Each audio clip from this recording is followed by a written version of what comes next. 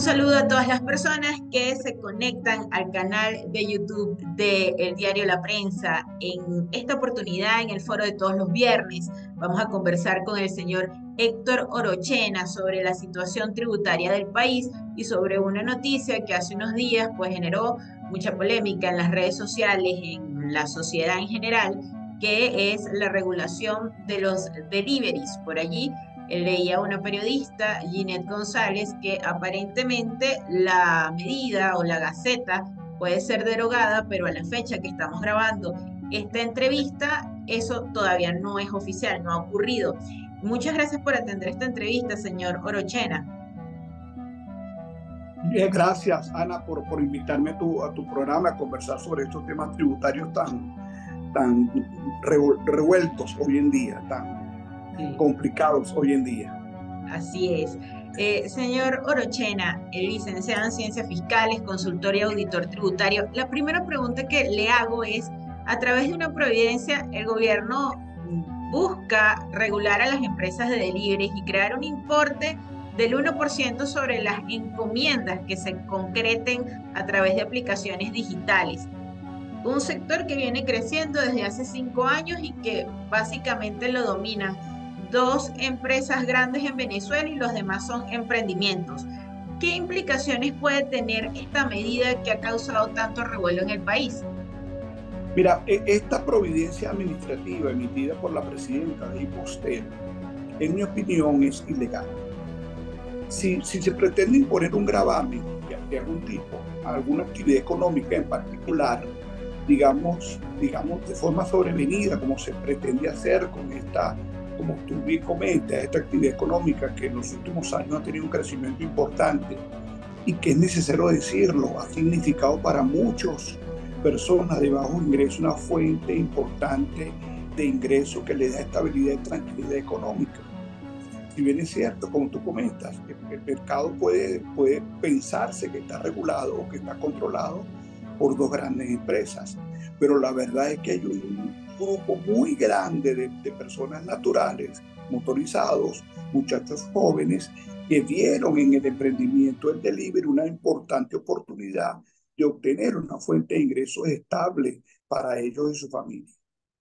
Seguramente tú conoces algún motorizado. Yo conozco varias personas que se dedican a esto y han hecho de esto su fuente de vida y créeme que eso les ha dado muchísima tranquilidad a ellos y su familia. Dicho esto, lo primero que debió ocurrir, digamos, si se pretendía entender que este es un nicho de negocio, apartando el tema de que es un nicho muy especial y que está, digamos, siendo atendido en gran medida por este tipo de personas, lo cierto es que las grandes empresas que controlan el mercado, que digamos, tienen un control sobre el negocio del delivery, son empresas que ya pagan impuestos. Cuando ellos quieren ingresos por estas operaciones, ya pagan impuestos sobre la renta, ellos cobran el IVA, pagan el impuesto a las transacciones financieras en el caso que sea cualificado como especial. De tal forma que no es verdad que la actividad económica en sí misma queda fuera del ámbito de regulación tributaria.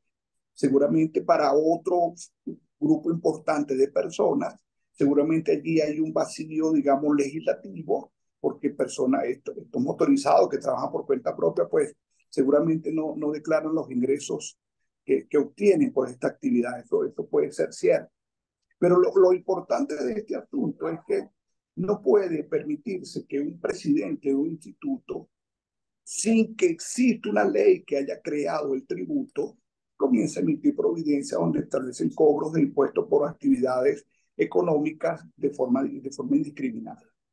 Sí, eso es algo como novedoso, ¿no? Porque vemos que, por ejemplo, hay instituciones que cobran lo que se llama tasas para fiscales, ¿no? Impuestos Sí, para fiscales, sí, pero esto sí sería como un impuesto más, ¿no? El de imposteo. claro, claro, porque ¿qué es lo que ocurre? Es verdad, cuando se crean los organismos autónomos de distintos tipos, se establece su estructura, su competencia, su ámbito digamos, de trabajo y se establece inclusive sus fuentes de ingresos. Y en algunos casos se establece que podrán cobrar impuestos por tal o cuál situación.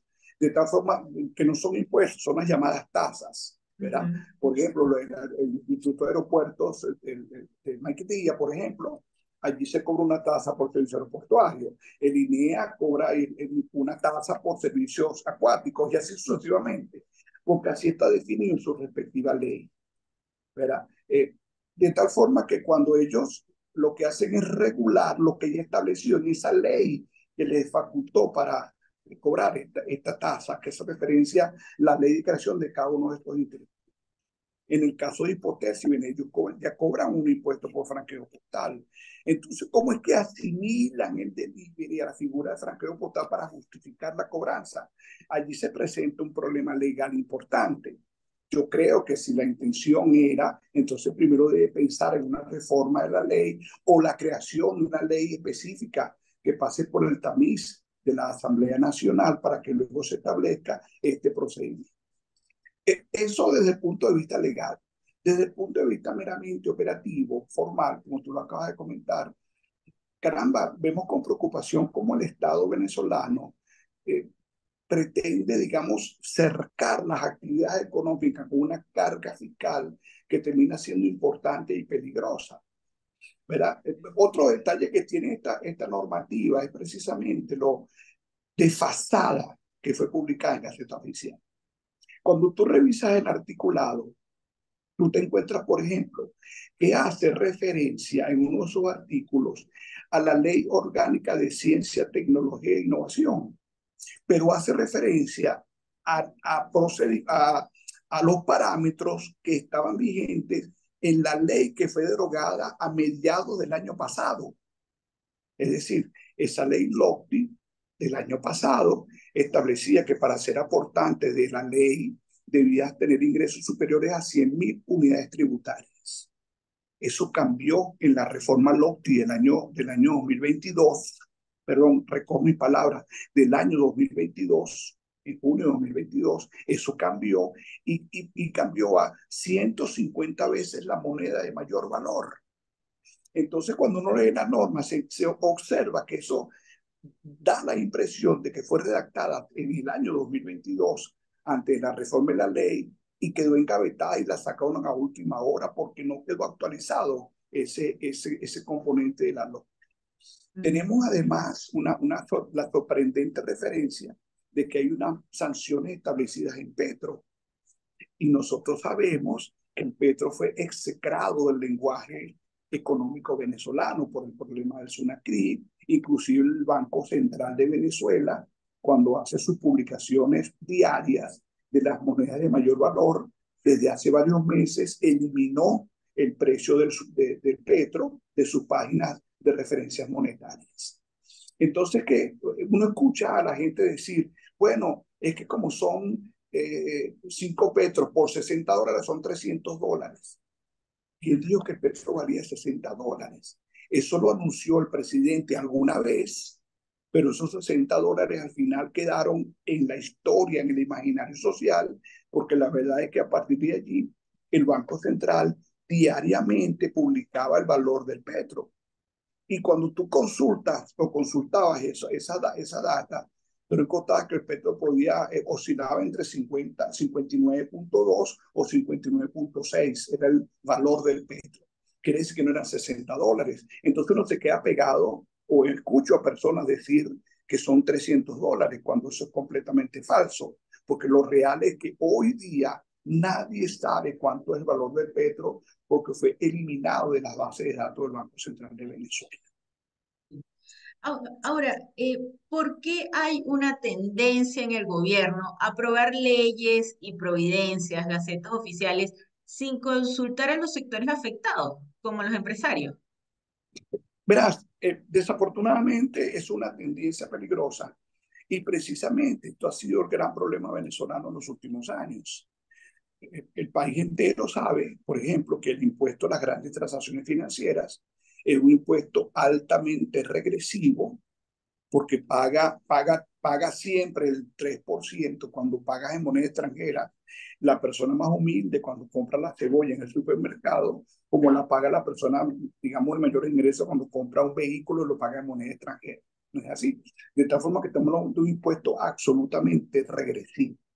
Es un impuesto que cuando tú consolidas, digamos, lo que has pagado a final del año por este impuesto, en algunos casos terminas pagando más impuesto a las transacciones financieras que el propio impuesto sobre la renta. Y mira que se supone que el impuesto a la renta grava la renta, lo que realmente te ganas. Otra perversión de este sistema es que, por ejemplo, no hay ninguna justificación económica para que el impuesto a las grandes transacciones financieras no sea considerado como un gasto deducible del impuesto a la renta. ¿O acaso una empresa formal, que digamos estructurada, contribuyente especial o no, que efectúe pagos de moneda extranjera, no tiene derecho a deducir como un gasto el impuesto que el propio gobierno le impone? La ley lo prohíbe, por lo tanto estamos en presencia de una política tributaria bastante onerosa que le causa muchísimos daños a la colectividad en general. Otro ejemplo de eso puede ser la reforma a la ley de ciencia y tecnología, precisamente, que cambió la metodología de pago anual a una metodología de pago mensual, con la gravedad que incluyó dentro de los supuestos de hecho imponible, es decir, las variables que se usan para el cálculo del impuesto, incluyó información como, por ejemplo, el diferencial cambiario, y sabemos que en muchísimos casos el diferencial cambiario, tú puedes acusar en tu contabilidad diferencia en cambio, pero esa diferencia en cambio no está realizada porque ese dinero todavía no te lo has ganado realmente, porque todavía no tienes las cuentas bancarias. Incluyó dentro de algunos supuestos inclusive las las rentas extraterritoriales, cuando se supone que la ley lo que grava es la renta territorial, los ingresos territoriales. Entonces estamos en presencia de un diseño conceptual del sistema tributario en general orientado a recaudar fondos, poniéndose de espalda a una realidad económica país, inclusive a una realidad técnico-tributaria mundial. No es verdad que con una alza significativa de los impuestos se mejore de entrada la recaudación. Se puede producir un efecto, pero lo cierto es que todos los estudios sobre esta materia indican que en la medida en que la carga tributaria sea más equilibrada, menos onerosa, en esa misma medida hay menos resistencia al cumplimiento de esa obligación tributaria. En la medida que la carga tributaria aumente significativamente, eso significa que hay mayor resistencia al pago de impuestos y en el fondo es una excusa, una posibilidad, un argumento, una herramienta para que muchas personas se mantengan en anonimato tributario, es decir, se mantengan en la informalidad, porque bueno, pues les resulta oneroso el pago de los impuestos. Sí, vayan a lo que es la evasión fiscal. Eh, pero mire, señor Orochena, usted dice algo, estas medidas tributarias están de espaldas a la realidad económica del país. ¿Por qué justamente se lanzan medidas tributarias como estas o medidas que buscan controlar a sectores económicos que están emergiendo en un año que es electoral y donde, bueno, hay una información que hasta abril, si acá no se cumplen los acuerdos de Barbados, pues podrían volver esas sanciones petroleras al país, la revocatoria de las licencias petroleras a Venezuela. ¿Por qué justamente en este momento se hace eso? Mira, a ver, la justificación del gobierno para aumentar la carga tributaria de la forma como lo ha hecho en los últimos años es precisamente el tema del efecto de la sanción. Es decir, las limitaciones que ha impuesto las sanciones han impedido que el gobierno tenga fuentes de ingresos, digamos, de la forma como lo podía tener sin sanciones, y les ha obligado entonces a buscar en la recaudación interna una compensación a eso. Digamos, eso no puede entenderlo desde el punto de vista económico. El punto está en la racionalidad de las medidas que se están tomando. Por ejemplo, el presidente el día pasado anunció que iban a eliminar las exoneraciones. Mm. Ese anuncio presidencial no quedó muy claro, la verdad es, porque no se sabía si era uno, que iban a emitir un decreto suspendiendo todas las que estaban vigentes, o era que no se iban a emitir nuevas exoneraciones, ¿verdad? O que las que están vigentes iban a permanecer hasta su extinción y no iban a ser renovadas. Nada de eso se sabía. Fíjate qué está pasando hoy día. En este momento, en la aduana de La Guaira, la aduana marítima de La Guaira, están paradas muchas importaciones que se hicieron amparados en el decreto de exoneración que está vigente hasta el 30 de junio de este año. Hay un decreto de exoneración que plantea una exoneración de hasta el 90% de los impuestos en algunos supuestos, y ese decreto de exoneración está vigente hasta junio de este año. En la Guaira hay mercancía que estaba siendo nacionalizada a la luz de ese decreto, bajo el amparo de ese decreto, y ayer no comenzó a circular en redes sociales la información de La Guaira, de algunos agentes aduaneros, que están diciendo que la aduana de La Guaira paró las importaciones porque van a liquidar las planillas sin la exoneración, porque le anunció el presidente, o el presidente dijo que las iba a eliminar. Entonces se toma una medida administrativa sin que exista la norma jurídica que haya concretado esa medida. Vale decir, si el deseo del presidente es eliminar las exoneraciones, él debe emitir un decreto donde dice, este decreto ya no va. Mientras no existe un decreto que anule lo que está vigente, debe seguirse aplicando lo que está vigente, ¿verdad? Y es que resulta siendo muy contradictorio en sí mismo, porque luego de ese anuncio, precisamente, la semana pasada se dio a conocer el decreto de exoneración de impuestos a las grandes transacciones financieras, la renovación de los beneficios fiscales establecidos en el decreto anterior. Yo lo llamo una prórroga, otros lo llaman nuevo decreto, a los efectos prácticos es exactamente lo mismo, pero este nuevo decreto de exoneración del impuesto a las grandes transacciones financieras entró en vigencia el 26 de este mes por el lapso de un año.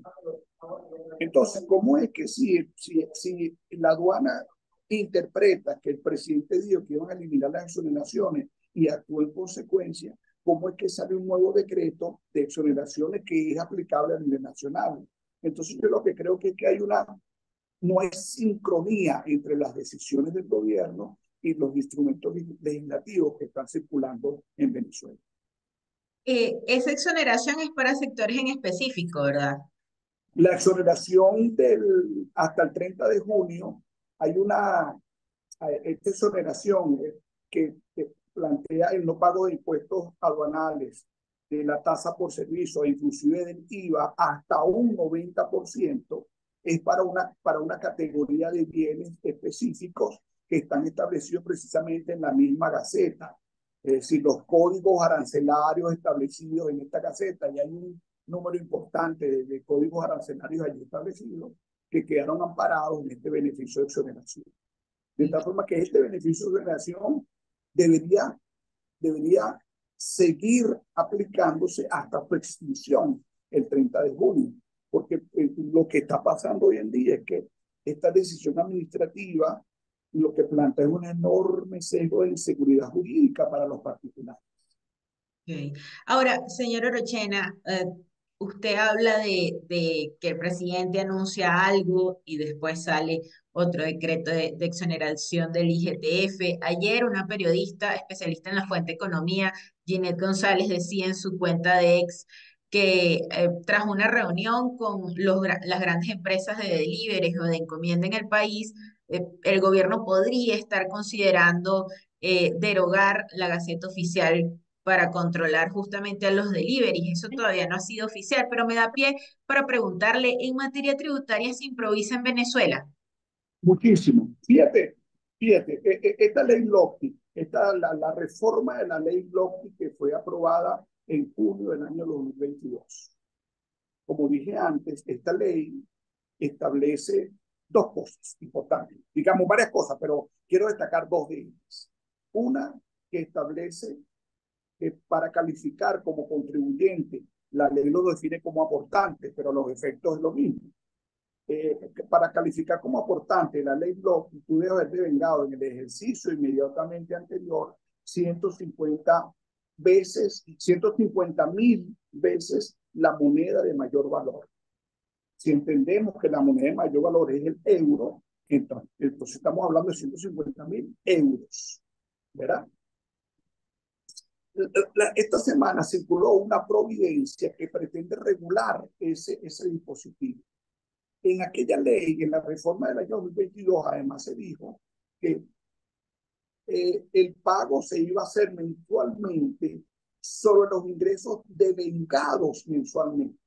Es decir, en la práctica uno puede entender, bueno, lo que me gané en enero, los ingresos reales del mes de enero, le aplico la alícuota que establece la ley y lo pago en febrero. Y así sucesivamente, porque la ley ordenó que el pago fuera mensual. En esta providencia te cambian todo eso y te dicen que hay que hacer toda una serie de estimaciones para poder saber cuánto se va a pagar. En mi opinión, esa providencia es completamente ilegal, porque la providencia no puede cambiar los supuestos, los elementos sustantivos de la determinación tributaria que estaban establecidos en la ley. Ella lo único que puede hacer es regular lo que dice la ley, pero nunca ninguna providencia puede cambiar lo que la ley estableció. Y la ley dio con suma claridad que la determinación se hace sobre base cierta.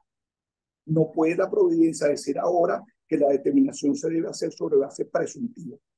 Que además, dicho sea de paso, cuando tú lees el artículo 5 de esta providencia, en las redes sociales nosotros decimos, bueno, ese artículo lo entiende quien lo redactó, porque es una redacción tan complicada que a ver, créeme, nosotros hemos estado en debates, reuniones privadas y amigos para ver qué es lo que entiende cada quien de lo que cree que se debe hacer, porque la redacción es muy mala.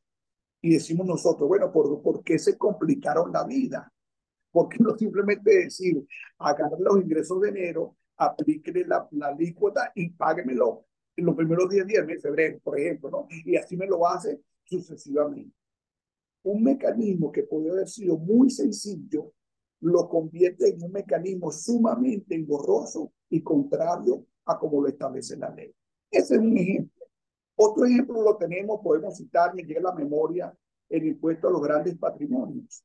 En el impuesto a los grandes patrimonios, que ya tiene varios años en Venezuela, hay un elemento de determinación que es muy importante para verificar el valor del patrimonio, porque allí dice que la administración tributaria deberá emitir el método bajo el cual se hará la comparación para verificar el valor del bien. Han pasado 3, 4 años y la administración tributaria nunca emitió la metodología.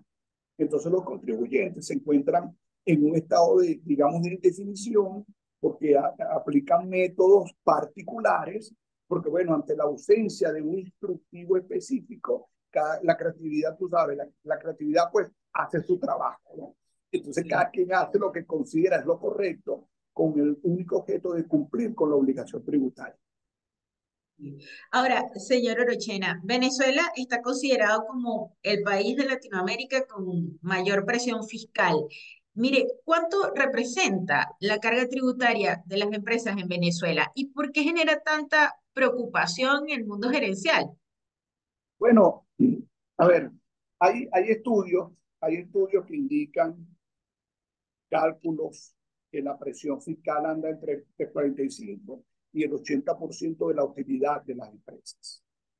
¿Qué significa esto en la práctica? Significa que si tú tienes ingresos, efectúas tus gastos y te ganaste 100 bolívares, ¿qué haces tú con esos 100 bolívares? Tú puedes hacer 3 cosas, básicamente. Uno, lo repartes como dividendo para los socios, ¿verdad? 2, lo reinviertes en la compañía para mejorar tu capacidad productiva, ¿verdad? Eh, eh, y 3, la combinación de estas 2 cosas. Un poquito para invertir y un poquito para los socios, ¿no es así? Pero resulta que estos 100 tú cuando comienzas a hacer el cálculo, entonces tienes que pagar toda una batería de impuestos que, como dije antes, en algunos casos, algunas estimaciones hablan del 45%, otras estimaciones hablan de hasta un 80%. Cuando nosotros revisamos, por ejemplo, los contribuyentes sujetos o que se dedican a la actividad de telecomunicaciones, además de toda esta batería de impuestos, LOPI, drogas, deporte, impuesto a la renta, IVA, IGTF, impuestos a los grandes patrimonios, impuestos municipales, los impuestos para fiscales, seguro social, INSE, política habitacional, en fin, cuando tú sumas aquella pelota de cosas, te encuentras desafortunadamente que debes dedicar parte de esa utilidad al pago de los impuestos. Entonces, ¿qué te queda realmente? ¿Qué te queda para reinvertir? ¿Qué te queda para repartir a los socios? Que al final de la tarde, pues ese es el objeto fundamental de las compañías. Las personas se asocian, buscan un negocio rentable porque quieren mejorar su calidad de vida. Y en las empresas, el dividendo que perciben los socios es la forma natural y legal de retribuir a los inversores. Por lo tanto, debe ser tremendamente preocupante porque primero debe preocupar que tú sientes que tu empresa se está estancando porque los impuestos son de tal magnitud que no te dejan fondos para reinvertir y seguir creciendo. Ese es un primer elemento. Y luego tú dices, y luego de eso tú te encuentras que has trabajado muchísimo, muchísimo, porque y tienes rentas, y digamos lo que te queda para repartir no justifica todo el esfuerzo efectuado durante el año. Entonces es natural que los empresarios deseen que haya una racionalidad del sistema tributario por razones básicas. Primero, que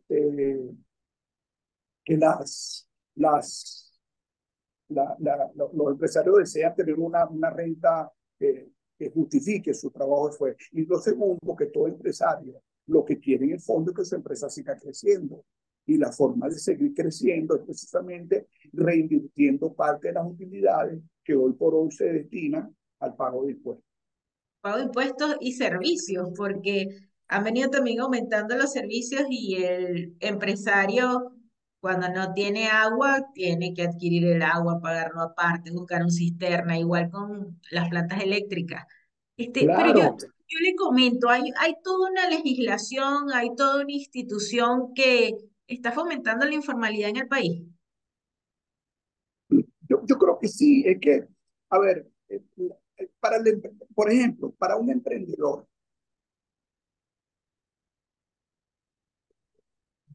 para un emprendedor, ¿verdad? Un emprendedor, caramba, que ve un nicho de negocio interesante, entonces tiene el tema de la máquina fiscal. Caramba, la máquina fiscal puede costar entre 800 y $1,000, una económica, digamos, ¿verdad? Ya es un dinero que posiblemente no tenga para invertir. Entonces dice, bueno, si no tengo fondo para comprar la máquina fiscal, me mantengo al margen de la legislación tributaria porque yo necesito seguir adelante. Luego tiene, bueno, además tengo que pagar el IVA, tengo que pagar el impuesto de la renta, tengo que pagar el impuesto municipal, tengo que pagar. Entonces, cuando en algunos otros países la solución que se le ha encontrado a esto es una figura de una especie de monotributo, o inclusive para nuevos emprendedores hay algunos sistemas tributarios que plantean la, la, la, los regímenes, lo que llamamos regímenes simplificados de tributación, que son mecanismos tributarios que tienen como único, tienen dos objetos fundamentales. Uno de ellos es estimular la incorporación de estos nuevos contribuyentes al sistema tributario. Caramba, una especie de pague poco, pero pague algo. ¿No es así? Y luego, eso por supuesto va a significar una mejoría de la recaudación y progresivamente tú vas incorporando a ese contribuyente que hoy puede que esté pagando poco, pero que mañana puede ser un gran contribuyente, si se le permite pues que su actividad económica se desarrolle con la menor cantidad de trabajo posible. Si comparamos la recaudación tributaria que tenemos hoy que el presidente Nicolás Maduro dijo que eran alrededor de 5.500 millones de dólares en el año 2023, una recaudación exclusivamente del sector privado, no de operaciones petroleras. Eso algunos economistas dicen que puede representar el 8% del Producto Interno Bruto. Yo estaba buscando y en el año 2012 el Producto Interno Bruto del país superaba los 300.000 millones de dólares y el CENIAT recaudaba 10 puntos del PIB, es decir, alrededor de unos 30.000 millones de dólares. ¿Por qué si tenemos una economía tan débil, Venezuela es el país con más presión fiscal de Latinoamérica? Bueno, de nuevo, eso está asociado con lo que comentamos antes, ¿no? El Estado busca en una economía completamente o bien deprimida, aunque se estima que el año pasado creció algo, algunos economistas hablan del 3-4%, lo que a veces no explica, si la economía crece 3%, 4%, ¿cómo que la recaudación se duplica? Ujú. A ver, no puede haber recaudación tributaria si no hay actividad económica sostenible. Entonces, si el presidente o el gobierno desea que haya un incremento importante de la recaudación, lo primero que tiene que hacer es montar, diseñar una política económica consistente que precisamente estimule al aparato productivo interno a seguir produciendo, ¿verdad? Porque en la medida en que siga produciendo, en esa misma medida venderá más cosas, en esa misma medida se pagarán impuestos. No se puede pensar en un incremento de la recaudación. El presidente dijo que empezaba a duplicar la recaudación. Caramba, ¿cómo se va a duplicar la recaudación si la estimación que se tiene es un crecimiento exiguo del Producto Interno Bruto, que en el mejor de los escenarios se estima entre un 6 y 8%? Entonces, si ese es el aumento, ¿cómo es posible que se pretenda pensar que se va a duplicar la recaudación?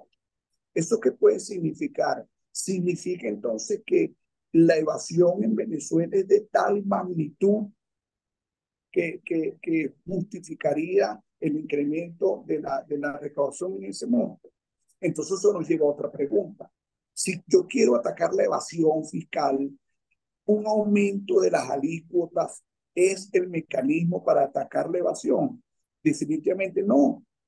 La evasión existe en muchísimos casos, o digamos, uno de los elementos que a veces que usan lo que usan los mecanismos elusivos o evasivos es precisamente el incremento de la carga fiscal. Entonces pareciera ser que contra ese segmento que se pretende atacar, es necesario diseñar políticas de control interno e inclusive, ¿por qué no?, una reforma tributaria que oriente, digamos, a aliviar la carga para estimular la incorporación de los sectores omisos o no declarantes al segmento de por lo menos subdeclarantes. Como dije antes, una política que estimule el págame algo, porque bueno, coloquialmente uno dice, bueno, es un nada, pero es que en algún momento hay que dar ese paso para que los contribuyentes omisos, los contribuyentes o las personas, perdón, omisas, o las personas que se mantienen al margen de la tributación, se vayan incorporando progresivamente al sistema tributario. Y me queda la idea que la mejor forma de hacerlo es mediante un régimen simplificado que signifique una carga fiscal baja. ¿Cómo han tomado los especialistas tributarios esos tres anuncios que a lo largo del año ha dado Maduro sobre la necesidad de una reforma fiscal en el país? Ha dicho cosas muy escuetas, pero ya lo ha lanzado en tres ocasiones, cuando presentó la memoria y cuenta el 7 de febrero y también creo que el 2 de febrero lo dijo. Sí, sí, sin duda que siempre recibida la noticia con agrado, porque Venezuela necesita urgentemente una reforma tributaria. Venezuela necesita que se ordene, que se estructure, que se recomponga el sistema tributario venezolano para evitar todos los cortocircuitos o contradicciones que existen en todo nuestro entramado tributario. Y precisamente hemos comentado nosotros en algunos foros privados que una de las grandes debilidades del proceso de armonización tributaria municipal es que con base a la norma constitucional que justificó o que sirvió de base para arrancar con el proceso de armonización tributaria municipal, es una disposición del artículo 156, numeral tercero. Y cuando tú lees ese artículo 156, numeral tercero, tú te encuentras con que esa norma está referida o refiere o señala un sistema armonizado nacional. Cuando se plantea una armonización tributaria municipal, caramba, se dejó fuera a un componente importante del sistema tributario. Yo creo que esa idea de la reforma tributaria debería seguir adelante, digamos, en el sector privado, empresarios, grupos empresariales, gremiales, en fin, le tomen la palabra al presidente y comencemos a preparar, digamos, propuestas que tiendan a recomponer el sistema tributario venezolano y entre ellos, ¿por qué no?, una reducción de la carga fiscal con el único objeto de que los contribuyentes o los no contribuyentes se vayan incorporando progresivamente al sistema, que es lo fundamental. Cuando tú hablas con empresarios o hablas con personas, digamos, representantes gremiales o empresariales, todos plantean que el camino para mejorar la recaudación es que se aumente la base de contribuyentes. ¿Cómo se aumenta la base de contribuyentes si no se diseña una política orientada a ese objetivo específico? Porque, de nuevo, si yo quiero aumentar la base de contribuyentes, no es con una mayor carga fiscal que eso se va a lograr.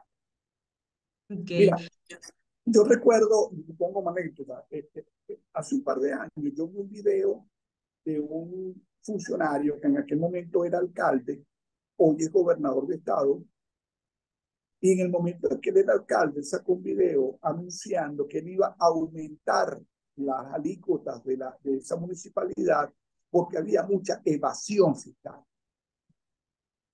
Yo decía, si el aumento, fíjate el razonamiento, como hay evasión fiscal, es decir, hay personas que no pagan, yo voy a aumentar la alícuota para que haya mayor recaudación. Pero ¿a quién está afectando?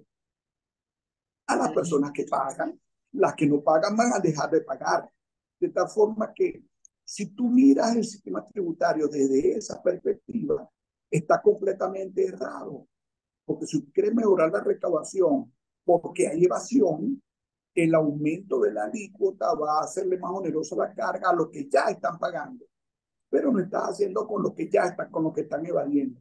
Por lo tanto, la política o los procedimientos y los programas de control de elevación tienen que ser completamente distintos y forzosamente deben estar separados de aumentos agresivos de las alícuotas de impuestos. Le agradecemos al licenciado en Ciencias Fiscales Héctor Orochena que nos haya acompañado en este foro de todos los viernes y nos haya explicado toda la situación tributaria en Venezuela. A las personas que se conectaron será hasta una próxima entrega. Muchísimas gracias.